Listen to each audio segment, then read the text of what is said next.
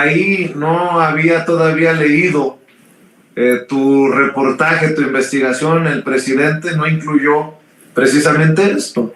Yo rescato varias preguntas del presidente.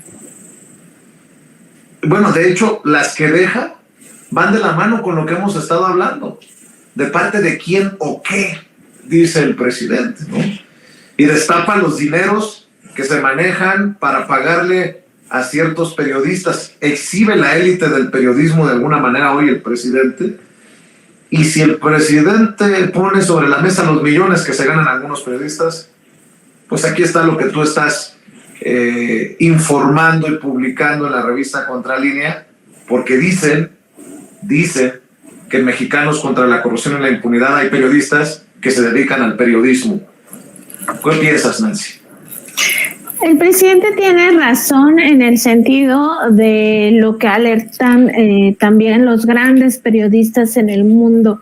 No hay que olvidar que el propio ya fallecido Ryszard Kapuscinski, este periodista polaco que es punta de lanza del periodismo de investigación, que muchos también han tratado de denostar porque es toda una escuela. El propio Ignacio Ramonet y otros grandes periodistas, incluso fotoperiodistas como James Natchway, pues lo que nos enseñan es justamente eso. O sea, el periodista no se vuelve millonario. El periodista o quienes aspiran a ser periodistas no pueden tener por objetivo enriquecerse, porque lo van a hacer a costa precisamente de la ética periodística, a costa de el propio de la propia labor, ¿no?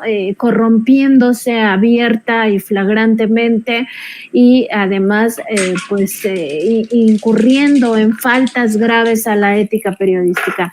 Entonces, tiene razón en ese contexto. Además, otro punto que toca, que es muy importante, es reconocer por qué en los medios de comunicación y algunos actores que yo pienso, Vicente, ya no hay que llamarles periodistas, porque si no cumplen con los principios éticos del periodismo, entonces no tenemos por qué reconocerles como parte de un gremio al que no pertenecen, porque los corruptos no pueden pertenecer al gremio periodístico ni hacerle tanto daño también a esta profesión todo el tiempo. Entonces, esos comunicadores, ¿por qué parte de su enojo se explica? Pues por esta reducción presupuestal de la publicidad gubernamental.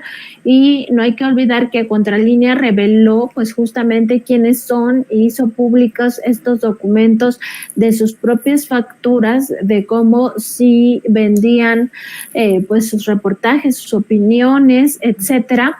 Y que esto incluso enfureció a uno de esos periodistas encumbrados en medios de comunicación, Oscar Mario Beteta, y ahí salió impune a la agresión que hizo en mi contra cuando yo simplemente le estaba llamando para conocer su opinión sobre esta información que se iba a dar a conocer, algo a lo que tampoco están acostumbrados porque a ellos les gusta pues lanzar el golpe y después a ver qué pasa. Entonces, Vicente, todo esto tiene que ver con el mismo tema, o sea, si hay o existe este periodismo ético o no lo hay, y ya vimos que muchos de los que retoman estos trabajos maquinados, cocinados, como se le dice en el actor periodístico, a la carta, o sea, es que esa es la figura del cocinado, ¿no? Cocinado a la carta, ¿qué es lo que quieres?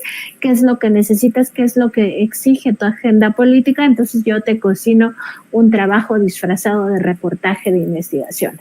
Y eso es lo que sucede con Mexicanos contra la Corrupción e Impunidad, y por eso también le dan tanta réplica, más allá de si existiera un presupuesto, que no lo vi dentro de los archivos contables de Mexicanos, pero es que también ya sería el colmo del cinismo de esta organización si pone ahí cuánto le paga a otros comunicadores o a otros medios de comunicación por justamente ir replicando estas informaciones. Lo que sí queda claro es que intoxican la conversación en redes sociales a través de esta millonada. Estamos hablando de 2.6 millones para sus campañas sucias en redes sociales.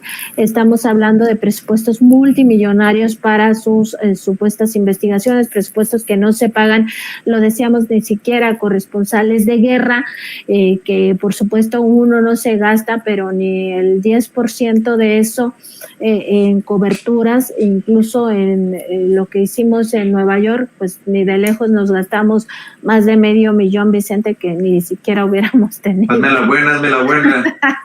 Exactamente, ni siquiera tenemos ese presupuesto, y que se sabe, o sea, en el gremio periodístico se sabe, y quien quiera decir que esto es normal, bueno, también que asuma sus responsabilidades, pero no es normal ni siquiera en los grandes medios de comunicación.